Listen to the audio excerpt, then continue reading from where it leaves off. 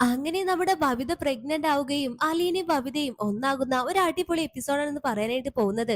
അങ്ങനെ അമലും ബബിതയും ഒരു ടൂർ എല്ലാം പ്ലാൻ ചെയ്യുന്നുണ്ട്. എന്നിട്ട് ബാലേന്ദ്രനോട് പറയും, അച്ഛാ കോളേജിൽ നിന്ന് ഫ്രണ്ട്സ് എല്ലാം ചേർന്ന് ഒരു ട്രിപ്പ് പ്ലാൻ ചെയ്യുന്നുണ്ട്, മറ്റന്നാളാണ് പോകുന്നത്, ഞാനും പോയിക്കോട്ടെ. അന്നേരം ബാലേന്ദ്രൻ പറയും, ഫ്രണ്ട്സിന്റെ കൂടെയുള്ള ടൂർ ഒന്നും വേണ്ട, നീ പോകണ്ട എന്നൊക്കെ ബാലേന്ദ്രൻ പറയാണ്. അങ്ങനെ ബബിത എത്രയൊക്കെ പറഞ്ഞിട്ടും ബാലേന്ദ്രൻ സമ്മതിക്കുന്നില്ല. ഒടുക്കം ബബിത തന്റെ കൂട്ടുകാരിയോട് കാര്യങ്ങളെല്ലാം പറഞ്ഞ് അവളെ കൊണ്ട് ബാലേന്ദ്രനോട് സംസാരിക്കാണ്. അച്ഛാ എന്റെ ഒരു ഫ്രണ്ടാണ്, അവൾക്ക് അച്ഛനോട് സംസാരിക്കണം എന്ന് പറഞ്ഞു. അന്നേരം ബാലേന്ദ്രൻ ബബിതയുടെ കയ്യിൽ നിന്ന് ഫോൺ വാങ്ങും. എന്നിട്ട് ഹലോ എന്ന് ചോദിക്കുമ്പോ, അങ്കിളെ ബബിതയെ ഞങ്ങളുടെ കൂടെ വിടണം പ്ലീസ് അങ്കിളെ, എല്ലാവരും പോകുമ്പോ അവള് മാത്രം ഇല്ലാഞ്ഞാൽ ഒരു രസമില്ല. അങ്ങനെ ബാലേന്ദ്രൻ ട്രിപ്പിനെ കുറിച്ച് ഓരോരോ കാര്യങ്ങൾ കുത്തി കുത്തി ചോദിക്കും. ഒരുവിധം എങ്ങനെയൊക്കെയോ പറഞ്ഞോണ്ട് ബാലേന്ദ്രനെ കൊണ്ട് സമ്മതിപ്പിക്കാണ്. അങ്ങനെ ബബിതയുടെ കൂട്ടുകാരി ഫോണൊക്കെ വെക്കുമ്പോ ബാലേന്ദ്രൻ ബബിതയോട് പറയുന്നുണ്ട്, ടൂറൊക്കെ പോകുന്നത് കൊള്ളാം, നാളെ പോയിട്ട് മറ്റന്നാൾ രാവിലെ തന്നെ തിരിച്ചെത്തിക്കൊള്ളണം, ഞാൻ വിളിക്കുമ്പോഴൊക്കെ ഫോൺ എടുക്കണം എന്നൊക്കെ പറയാണ്. അപ്പൊ ബബിതയാകട്ടെ എല്ലാ കാര്യങ്ങൾക്കും തലയാട്ടി സമ്മതിക്കാണ്. അങ്ങനെ പിന്നീട് ബബിത അമലിനെ വിളിക്കും, കാര്യങ്ങളൊക്കെ പറയും. എടാ എന്റെ അച്ഛൻ ടൂറ് പോകാൻ സമ്മതിച്ചു എന്നൊക്കെ പറയുമ്പോ അവൻ അവിടെ ഒരുപാട് സന്തോഷാകും. അങ്ങനെ അടുത്ത ദിവസം അതിരാവിലെ തന്നെ ബബിത വീട്ടിൽ നിന്ന് ഇറങ്ങും. ബാലന്റെ കയ്യിൽ വെക്കാൻ കുറച്ച് ക്യാഷ് ഒക്കെ കൊടുക്കും, ഒരു വഴിക്ക് പോകുന്നതല്ലേ എന്നൊക്കെ പറഞ്ഞിട്ട്. എന്നിട്ട് അവരവിടുന്ന് പോകും. അമലിന്റെ ഉദ്ദേശം ബബിതയെ നശിപ്പിക്കാനായിട്ടാണ്. അവൻ അവളെ നേരെ ഒരു ഹോട്ടലിലേക്ക് കൊണ്ടുപോകും. എന്നിട്ട് അവൻ അവിടെ റൊമാൻസ് ആയി വരുമ്പോ ആദ്യമൊക്കെ അവൾ എതിർക്കുന്നുണ്ടെങ്കിലും പിന്നീട് അവൻ പറയും, എന്നാലും ഇതൊക്കെ നടക്കേണ്ടതല്ലേ, നീ എന്റെ പെണ്ണല്ലേ, നിനക്ക് എന്നെ വിശ്വാസമില്ലേ എന്നൊക്കെ പറയുമ്പോ അവൾ എല്ലാത്തിനും സമ്മതിക്കാണ്. എന്നിട്ട് അടുത്ത ദിവസം രാവിലെ തന്നെ കുറെ സ്ഥലങ്ങളൊക്കെ ചുറ്റി കറങ്ങിയ ശേഷം ബബിത തിരിച്ച് വീട്ടിലേക്ക് പോകും. അന്നേരം ബാലേന്ദ്രൻ ചോദിക്കും, നിന്റെ ട്രിപ്പൊക്കെ എങ്ങനെയുണ്ട്? ഞാൻ ഇന്നലെ രാത്രി വിളിച്ചപ്പോ നീ എന്താ ഫോൺ എടുക്കാഞ്ഞേ? അത് പിന്നെ അച്ഛാ ഞാൻ വേഗം ഉറങ്ങിപ്പോയി, യാത്രാക്ഷീണം കാരണം. പിന്നെ രാവിലെ വിളിക്കാൻ നോക്കിയപ്പോ റേഞ്ച് ഒന്നും കിട്ടുന്നില്ലായിരുന്നു എന്നൊക്കെ പറയും. അങ്ങനെ പിന്നീട് ബബിത റൂമിലേക്ക് പോകുന്നുണ്ട്. എന്നിട്ട് അമലിനെ വിളിക്കുമ്പോ അമല് ഫോൺ എടുക്കുന്നില്ല, മനഃപൂർവ്വം എടുക്കാത്തതാണ്. പിന്നീട് ഒരുപാട് വട്ടം വിളിക്കുമ്പോൾ അമല് ഫോൺ എടുക്കും. എന്നിട്ട് ബബിത ചോദിക്കും, നീ എന്താ ഞാൻ വിളിച്ചിട്ട് ഫോൺ എടുക്കാത്തെ? ഹോ അത് ഞാൻ കണ്ടിട്ടില്ല, എന്റെ ഫോൺ സൈലന്റ് ആയിരുന്നു. അപ്പൊ ബബിത പറയുന്നുണ്ട്, ഇത്ര കാലം നിന്റെ ഫോൺ സൈലന്റ് ആയിട്ടില്ലല്ലോ, ഞാൻ വിളിച്ചാൽ അപ്പൊ തന്നെ നീ ഫോൺ എടുക്കുന്നതല്ലേ. ദേ ബബിതേ, നീ എന്തിനാ ഇപ്പൊ എന്നെ വിളിച്ചേ? വിളിച്ച കാര്യം പറ, എനിക്ക് കിടക്കണം. അപ്പൊ ബബിതയ്ക്ക് അമലിന്റെ ഒരു സംസാരം, ദേഷ്യത്തോടുള്ള സംസാരമൊക്കെ കേൾക്കുമ്പോ ഏറെ കുറെയൊക്കെ മനസ്സിലാകും അമല് തന്നെ മനഃപൂർവ്വം അവോയ്ഡ് ചെയ്യുന്ന പോലെ. ബബിത ദേഷ്യത്തിൽ ഫോൺ അങ്ങ് കട്ടാക്കും. അപ്പോൾ അവിടേക്ക് അലീന വരുന്നുണ്ട്. മോളെ നിനക്ക് കഴിക്കാനോ കുടിക്കാനോ എന്തേലും വേണോ? യാത്രയൊക്കെ കഴിഞ്ഞു വന്നതല്ലേ, ഇറങ്ങിപ്പോടി എന്റെ റൂമിൽ നിന്ന്, എനിക്ക് എന്തെങ്കിലും വേണമെങ്കിൽ എനിക്ക് ചോദിക്കാനറിയാം, നീ ഇങ്ങോട്ട് വരേണ്ട കാര്യമില്ല എന്നൊക്കെ പറഞ്ഞ് ബബിത അലീനെ പിടിച്ച് പുറത്താക്കി ഡോർ ഉച്ചത്തിൽ അടയ്ക്കാണ്. ഇവൾക്ക് എന്തു പറ്റി, വന്നപ്പോ വലിയ കുഴപ്പമില്ലായിരുന്നല്ലോ, ഇപ്പൊ എന്തു പറ്റി എന്നൊക്കെ അലീന അങ്ങനെ ചിന്തിക്കും. അങ്ങനെ പിന്നീട് കുറച്ചധികം ദിവസം കഴിയുമ്പോ ബബിതയ്ക്ക് എന്തെന്നില്ലാത്ത ക്ഷീണവും തലകറക്കൊക്കെ. പീരീഡ്സിന്റെ ഡേറ്റ് ആണെങ്കിലോ തെറ്റി കിടക്കാണ്. അപ്പോൾ ബബിതയ്ക്ക് ആകെ ടെൻഷനാകും. ഈശ്വര ഇനി പ്രഗ്നന്റ് അങ്ങനെ ആകുമോ എന്നൊക്കെ പറഞ്ഞ് അവൾ ഇങ്ങനെ ഫോണിലൊക്കെ സെർച്ച് ചെയ്യാണ്. പിന്നീട് ആരും കാണാതെ ഒരു പ്രഗ്നൻസി കിറ്റ് എല്ലാം വാങ്ങാനായിട്ട് അവള് പുറത്തേക്ക് പോകുന്നുണ്ട്. എന്നിട്ട് അതെല്ലാം വാങ്ങി വന്ന് ബബിത ചെക്ക് ചെയ്യുമ്പോ ഡബിൾ ലൈൻ കാണും. പോസിറ്റീവ് ആണെന്ന് അറിഞ്ഞതോടെ ബബിത ആകെ ഷോക്കായിട്ട് പൊട്ടിക്കരയുന്നുണ്ട്. ഈശ്വര ഇനി ഞാൻ എന്ത് ചെയ്യും, അച്ഛൻ എങ്ങനെ അറിഞ്ഞാൽ എന്നെ കൊല്ലും, ഞാൻ ഇനി എന്തിനു ജീവിക്കണം എന്നൊക്കെ പറഞ്ഞോണ്ട് ബബിതയുടെ ഒരേ കരച്ചിലാണ്. എന്നിട്ട് അമലിനെ വിളിച്ച് കാര്യങ്ങളെല്ലാം പറയും. അമലെ നീ എവിടെയാണ്, ഞാൻ പ്രഗ്നന്റ് ആണ്. ഇത് കേട്ട് അമലൊന്ന് ഞെട്ടും.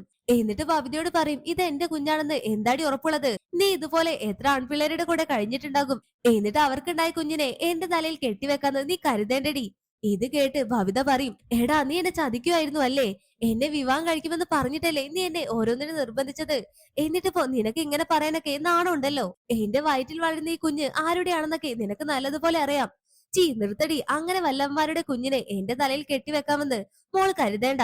ഞാൻ വിളിച്ചപ്പോ നീ വന്നെങ്കിൽ ഇതുപോലെ എത്ര പേര് വിളിച്ചപ്പോ നീ പോയിട്ടുണ്ടാകും. ഇനി അത് എന്റേത് തന്നെയാണെന്ന് വെക്ക്, നിന്റെ കയ്യിൽ എന്ത് തെളിവാടി ഉള്ളത് എന്നൊക്കെ ചോദിക്കണം അമല്.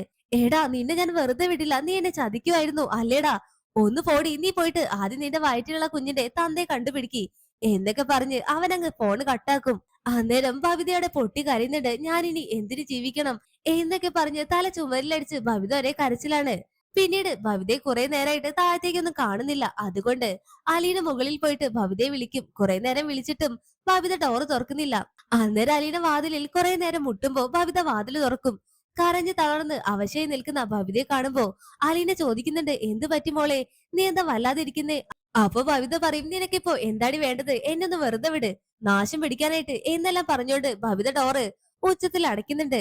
അപ്പോൾ അലീന താഴത്തേക്ക് പോയിട്ട് കൃഷ്ണമോളുടെ അടുത്ത് പറയും, മോളെ ചേച്ചിക്ക് എന്തോ പറ്റിയിട്ടുണ്ട്, ആകെ കരഞ്ഞു തളർന്നാ നിക്കുന്നത്. ഇന്ന് കോളേജിൽ പോകുന്നില്ല പോലും, ഭക്ഷണം വേണ്ടെന്നാ പറയുന്നത്. മോളൊന്ന് പോയി ചോദിച്ചു നോക്ക് എന്താ പ്രശ്നന്ന്. ഹാ, നല്ല കാര്യായി. ഞാൻ പോയാൽ ചേച്ചിയെ വഴക്ക് പറഞ്ഞതുപോലെ എന്നെയും വഴക്ക് പറഞ്ഞു ഓടിക്കും. എന്നോട് ഭവിത ചേച്ചി ഒന്നും പറയില്ല. ചേച്ചി അച്ഛനോട് കാര്യങ്ങൾ പറഞ്ഞു നോക്ക് എന്നൊക്കെ പറയണ കൃഷ്ണമോള്. അങ്ങനെ പിന്നീട് ഭവിത തന്റെ ഫ്രണ്ടിനെ വിളിച്ച് കാര്യങ്ങൾ മൊത്തം പറയുന്നുണ്ട്. എനിക്കിനി ജീവിക്കേണ്ടടി എന്നൊക്കെ പറയുമ്പോ നീ സമാധാനപ്പെട്, നമുക്ക് ആ കുഞ്ഞിനെ അബോർട്ട് ചെയ്യാം. നീ വേഗം റെഡി ആയിട്ട് ഇന്ന് ഹോസ്പിറ്റലിലേക്ക് വാ, ഞാൻ അവിടെ ഉണ്ടാകും എന്നൊക്കെ പറയുമ്പോ ബബിത വേഗം ആരും കാണാതെ ഹോസ്പിറ്റലിലേക്ക് പോകുന്നുണ്ട്. എന്നിട്ട് ബബിതയും ആ കൂട്ടുകാരും ചേർന്ന് ഡോക്ടറെ കണ്ട് കാര്യങ്ങൾ മൊത്തം പറയും. അന്നേരം ഡോക്ടർ പറയുന്നുണ്ട്, ഇതിൽ എനിക്ക് ഒന്നും ചെയ്യാൻ പറ്റില്ല. ഒരു കുഞ്ഞിനെ നശിപ്പിക്കുക എന്നത് കുറ്റകരമാണ്. നിയമം ഇപ്പൊ ഭയങ്കര സ്ട്രോങ് ആണ്. അതുകൊണ്ട് മോളിപ്പോ വീട്ടിൽ കാര്യങ്ങൾ പറഞ്ഞ് ആ വ്യക്തിയുമായിട്ടുള്ള കല്യാണം നടത്താൻ നോക്ക്. എന്തായാലും എന്തായാലും ഒരു കുഞ്ഞിനെ നശിപ്പിക്കാൻ ഞാൻ കൂട്ടു നിൽക്കില്ല എന്നൊക്കെ പറയാണ് ഡോക്ടർ. അങ്ങനെ പിന്നീട് ആകെ നിസ്സഹായായി എന്ത് ചെയ്യണമെന്ന് പോലും അറിയാതെ ബബിത വീട്ടിലേക്ക് പോകും. അന്നേരം അലീന ബബിതയുടെ റൂമിലേക്ക് പോയി നോക്കുമ്പോ ബബിത അവിടെ കാണുന്നില്ല. ഇവളെവിടെ പോയി? ഡ്രസ്സൊക്കെ വലിച്ചു വാരി ഇട്ടിരിക്കുകയാണല്ലോ എന്നൊക്കെ പറഞ്ഞ് അലീന ബബിതയുടെ റൂം ഒന്ന് അടുക്കി പെറുക്കി വെക്കുമ്പോ വേസ്റ്റ് ബിന്നിൽ ഒരു പ്രഗ്നൻസി കാർഡ് കാണും. അലീന അത് എടുത്തു നോക്കുമ്പോ അലീന ആകെ ഞെട്ടലോട് കൂടി നിൽക്കാണ്. ഈശ്വര, എന്റെ അനിയത്തിക്ക് തെറ്റു പറ്റിയോ എന്നൊക്കെ പറഞ്ഞ് അലീന പ്രഗ്നൻസി കാർഡ് നോക്കി പൊട്ടി കരയുമ്പോ ബബിത അങ്ങോട്ട് വരുന്നുണ്ട്. അലീനയുടെ കയ്യിൽ ആ ഒരു പ്രഗ്നൻസി കാർഡ് കാണുമ്പോ ബബിതയോട് പൊട്ടിക്കരയും. മോളെ, നീ ചതിക്കപ്പെട്ടോ? ആരാണ് ഇതിന് ഉത്തരവാദി എന്നൊക്കെ ചോദിക്കുമ്പോ ബബിത അലീനയുടെ കാലിൽ വീണിട്ട് പറയും, ചേച്ചി ഇതാരോടും പറയല്ലേ. അന്ന് ഇവിടെ വന്നില്ലേ എന്റെ ഫ്രണ്ട് അമല്, അവനാണ് ഇതിന് ഉത്തരവാദി. ഞാൻ ഇനി ജീവിച്ചിരിക്കില്ല, ഞാൻ നശിച്ചു പോയി എന്നൊക്കെ പറഞ്ഞ് അലീനയുടെ കാലിൽ വീണ് ബബിത പൊട്ടിക്കരയുമ്പോ അലീന ബബിതയെ എഴുന്നേൽപ്പിക്കും. മോളെ, നീ കരയാതിരിക്കി, നിന്റെ കൂടെ ഈ ചേച്ചിണ്ട്, നമുക്ക് എന്തെങ്കിലും വഴി ഉണ്ടാക്കാം. ഇതെങ്ങാനും അച്ഛനറിഞ്ഞാ നീ ഒന്ന് ആലോചിച്ച് നോക്ക്. അച്ഛൻ പിന്നെ വെറുതെ ഇരിക്കുമെന്ന് തോന്നുന്നുണ്ടോ? അയ്യോ ചേച്ചി, അച്ഛനോട് പറയല്ലേ എന്നൊക്കെ പറയുമ്പോ ഇല്ല മോളെ, ചേച്ചി ആരോടും പറയുന്നില്ല. നീ ഇങ്ങനെ തകർന്നു പോകരുത് മോളെ. ജീവിതം അവസാനിപ്പിക്കുന്നതിനെ പറ്റി നീ ഇപ്പൊ ചിന്തിക്കരുത്. മോള് വേഗം പോയിട്ട് റെഡി ആവ്. എങ്ങോട്ടാ ചേച്ചി നമ്മൾ പോകുന്നത്? അതൊക്കെ പറയാം, മോള് വേഗം തയ്യാറാവ് എന്നൊക്കെ പറയുമ്പോ ബബിത വേഗം റെഡി ആവുന്നുണ്ട്. എന്നിട്ട് അലീന ബബിതയും കൂട്ടി ഡോക്ടറെ കാണാനായിട്ട് പോകും.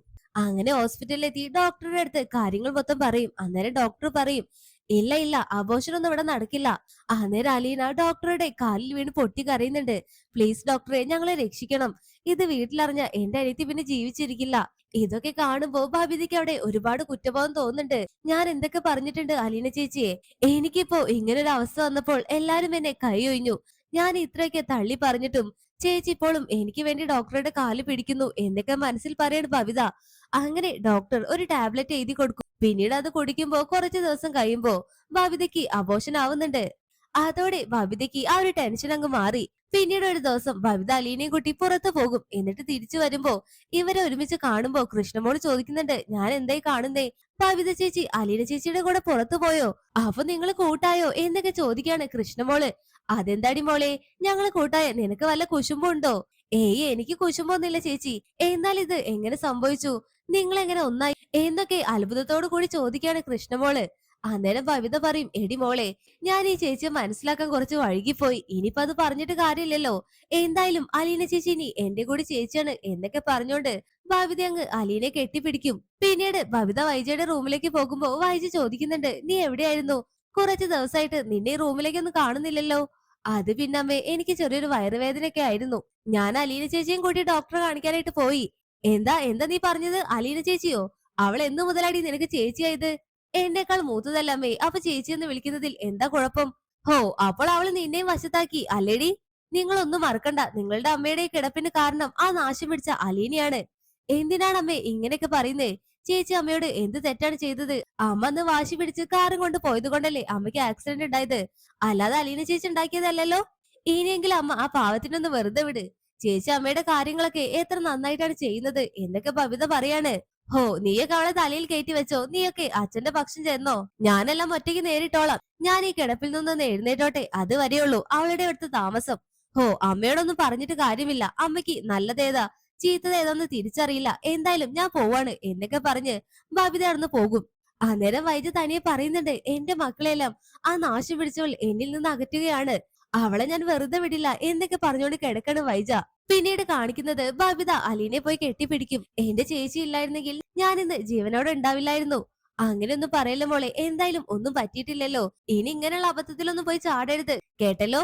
ഇല്ല ചേച്ചി, ഞാൻ ഇനി ഒന്നിലും ചാടില്ല. ഞാൻ എന്റെ ചേച്ചിക്ക് വാക്ക് തരുന്നു എന്നൊക്കെ പറഞ്ഞ് ബബിത അവിടെ അലീനെ കെട്ടിപ്പിടിക്കാണ്. എന്തായാലും ഇതോടും കൂടി അലീനയും ബബിതയും ഒന്നാവുന്നുണ്ട്. വരാൻ പോകുന്ന ഒരു അടിപൊളി എപ്പിസോഡാണിത്. അപ്പോൾ എല്ലാവർക്കും ഈ റിവ്യൂ ഇഷ്ടമായാൽ വീഡിയോ ലൈക്ക് ചെയ്യാനും ചാനൽ സബ്സ്ക്രൈബ് ചെയ്യാനും മറക്കല്ലേ ഫ്രണ്ട്സ്.